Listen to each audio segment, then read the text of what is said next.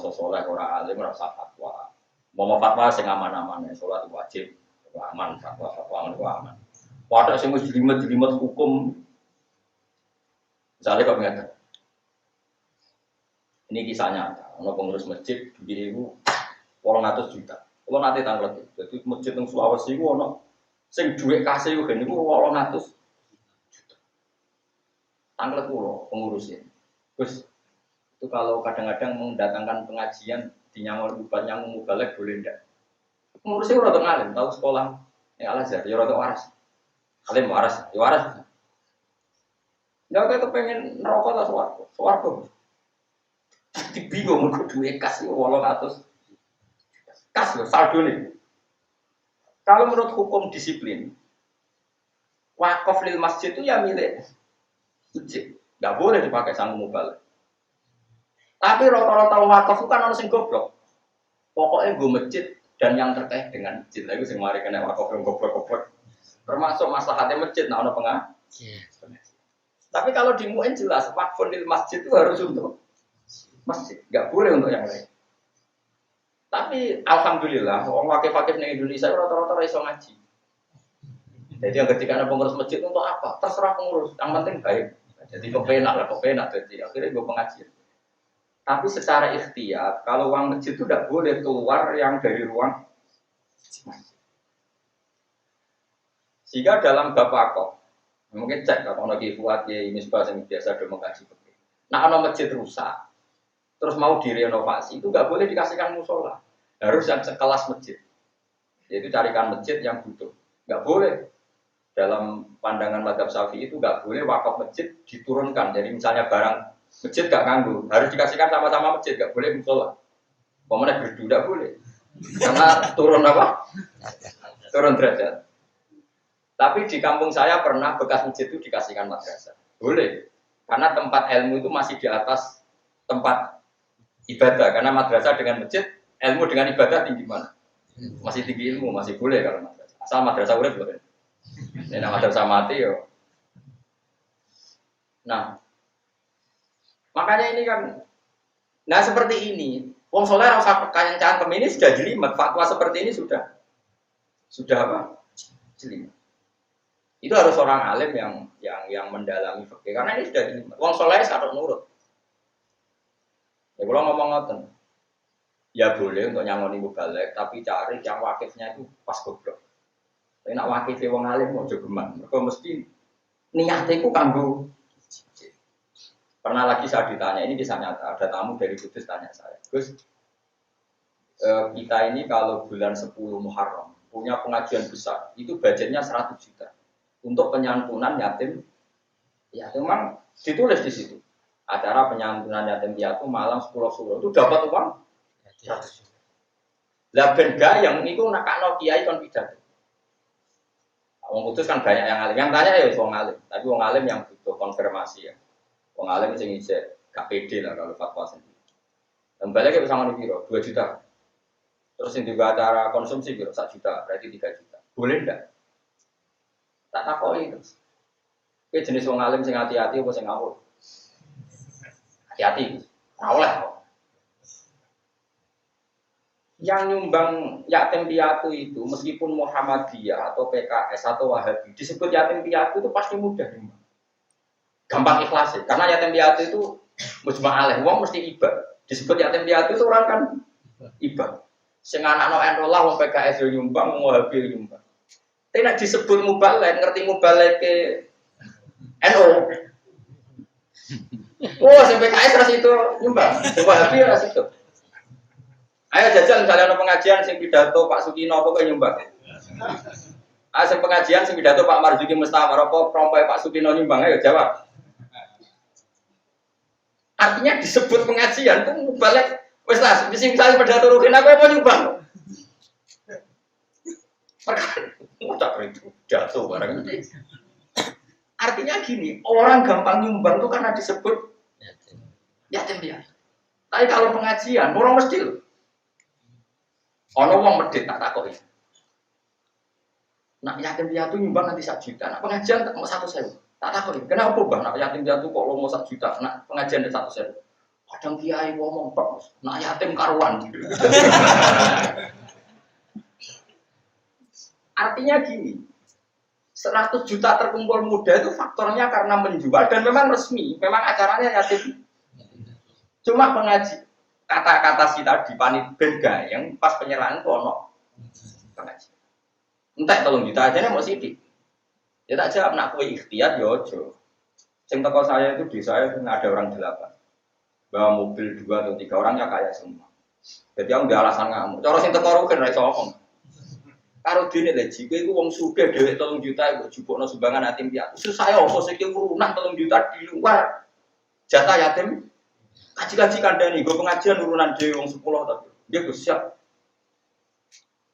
Coba ini kan karena kalau pengajian disebut kiainya. Wah, mesti mikir kan. Pemenang nak sing koyo daerah Kudus, daerah Rembang kan banyak wong alim, pilih-pilih kiai. Oh kiai dari Quran keliru wis males nyumbang. Pemenang rofakna sope keliru wis. Wong kula nate krungu dhewe ana kiai rapati alim ndonga gitu. Bareng rofakna sope keliru bar ndonga ngene langsung diselehno. Wah keliru Eropa malah keliru mandine. Saking panas. Kula ora dhewe gak dari resiko ngene Rembang terus. Ngene jogeman. Ngomong sing sinau alfiah aja akeh sinau kudur ya ramen. Lah ngono kok mesti pilih-pilih kudus barang akeh wong alim mesti aman-aman pidato ning kono ora. Ono sing neliti Eropa. Ono sing hafal Quran neliti wacanane. Sing ahli fikih neliti jerurane fikih loro. Nah menurut saya kalau seperti itu yang 100 juta harus tetap ke yatim. Kalau panitia mengadakan pengajian harus ada orang kaya tertentu. Yang dimintai uang memang disebut untuk karena apa? Ini menyangkut sehot ketika beredar undangan itu atas nama yatim. Coba sekarang berarti mereka memberikan itu ke yatim piatu. Kalau sehotnya ke yatim piatu ya berarti miliknya yatim. Nah sekarang kalau mau dipakai pengajian sudah milik yatim piatu harus minta izin semua yatim. Wong miliknya yatim piatu sama izin kok panitia itu ilmu konti. Nggak balik gak mikir kan? Saya ini acara yatim piatu, saya ini sing ngamal orang sing tuh. Wah, dinggon saya itu sing ngamal orang kok sing.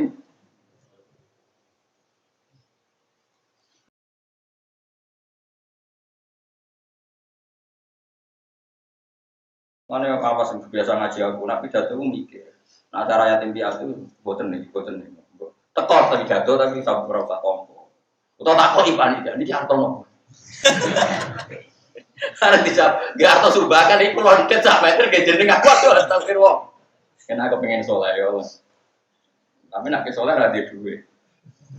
Karena tempat keramat kalau lo ragam pidato lebih duit. Karena aku latihan ngono keramat kan terus takut kalau mau minamin. Saya ulang lagi ya. Karena setiap akad untuk yatim piatu itu sudah pengganti sihot dari yatim. Karena kalau urusan mubalik itu sekali kiainya beda, wong ra ikhlas. Oh jelas kan, pun. Soale sing seneng wong alim, ora dipidato wong alim yo ora lega. Sing seneng torek kok gak dipidato mursyid yo ora lega. Masyarakat gak dipidato sing lucu yo ora lega.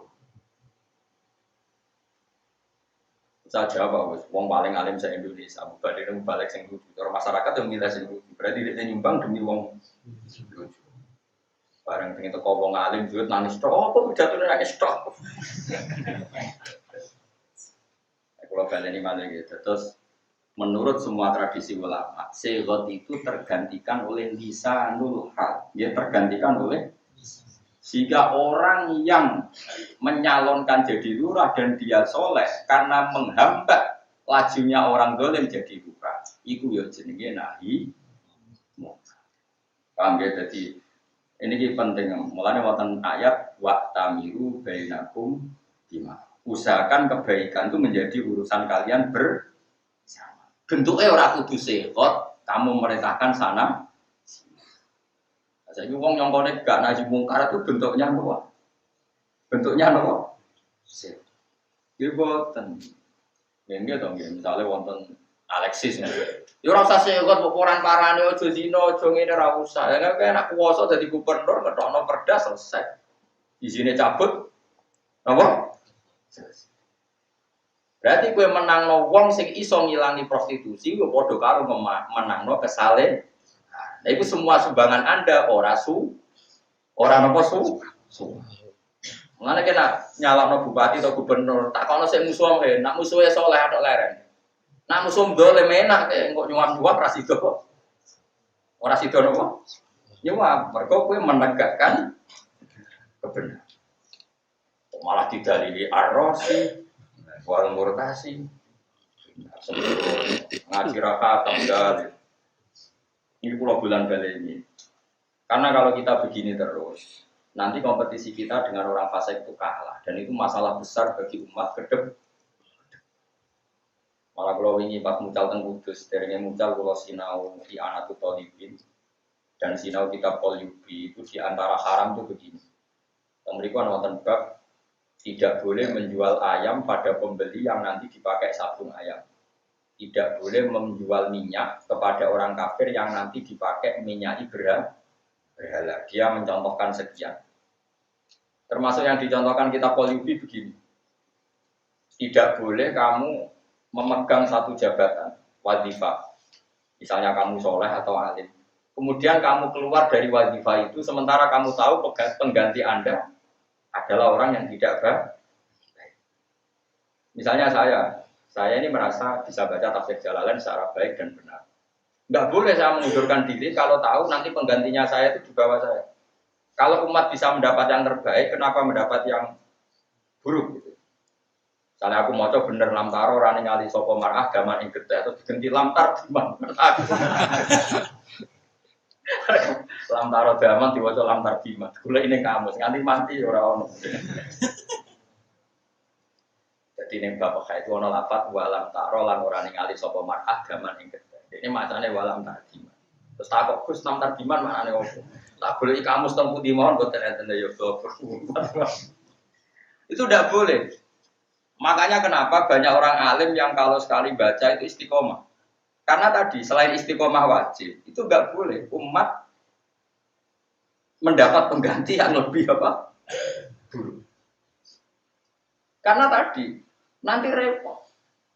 Iya kalau sekedar ke alim enggak apa-apa. Lah nek terus fatwane dulu badal sesat dan menyesat. Kan resiko. Makanya kalau suwon gitu, pokoknya nak jadi wong soleh, niku menghindari fatwa. Terutama sing masalah sing nopo jelimet. Misalnya kasusnya tuh, kalau nanti ditanya bab tawaf. Tawaf itu kan di tingkat beberapa tingkat. Niku sah nopo boten terus. Njare ngubungi Ka'bah ning dhuwure. Nopo dhuwure nopo? Niku tetap kita wajib jawab sah karena ngendikane Nabi zaman Sugeng Ka'bah tok langit yo Ka'bah ila tuhumil ardi nopo. Sehingga matof itu kalau dibuat tingkat ya mujma' alaisa, dipakai basemen ya mujma' aliyah. Karena sampai bawah ya Ka'bah, sampai langit sak 7 gitu kok. Nah, sekarang ada pertanyaan lagi. Dulu antara Safa dan Marwah itu misalnya seluas 20 meter.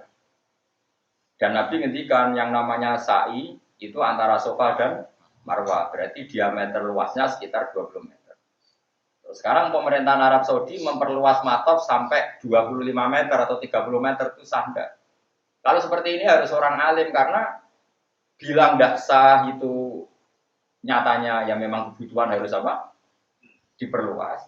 Bilang sah takutnya ukuran gunung ini masih pakem, masih apa? Akhirnya Arab Saudi mendekat dari ulama timbang resiko memperluas atau ningkat. Ningkat itu relatif aman karena memang hadisnya banyak tentang atas dan bawah itu hukumnya masih sama. Nah kalau seperti itu wong soleh ora usah kecangkeman.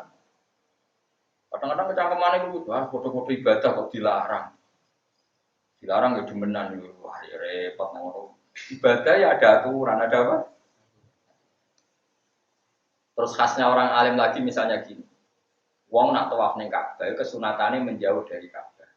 Satu ada potensi nginjek asasul Ka'bah. Nah, ini mungkin disebut sadarwan. Karena kalau nginjek sadarwan Ka'bah berarti dia tidak muteri Ka'bah tapi muteri dalam Ka'bah. Terus kedua, orang tahu semua kalau kiswah itu berminyak, diminyaki. Dia ihram padahal pantangannya kena. Seperti ini harus orang alim. Karena kalau orang soleh, para Ka'bah orang oleh itu fatwa opo. Tambah para pangeran tambah. Ora iso ngono dul, iki urusan ilmu mbok antem kromo. Tapi koyo kita itu minoritas. Senengane wong tua yo malah banyak pelipis wah. Apa bungok-bungok. Wong Ethiopia wong itu. Indonesia ku cek apik anut KPI. Selain dosokan kalah. Yo marek yo anut KPI yo di dosokan. Makanya ini kan pentingnya, penting saya utarakan. Terus kalau suwun nak masalah fatwa ini ikuti orang alim. Karena kalau udah alim itu repot. Fatwa lagi fatwa. Ilmu itu jelimet. Mana saya ulang lagi, ilmu itu jelimet. Satu, ilmu atau akad bisa diekspresikan dengan sifat. Dua, dengan akwal. Saya ulang lagi, dua dengan akwal. Sehingga orang-orang kaya yang jual tanah yang potensi dipakai maksiat itu hukumnya wajib. Begitu juga orang soleh yang yakin kalau jadi DPR lurah dia soleh, ya wajib berkompet. Dan semua pembiayaan ini jenisnya membiayai kebenaran.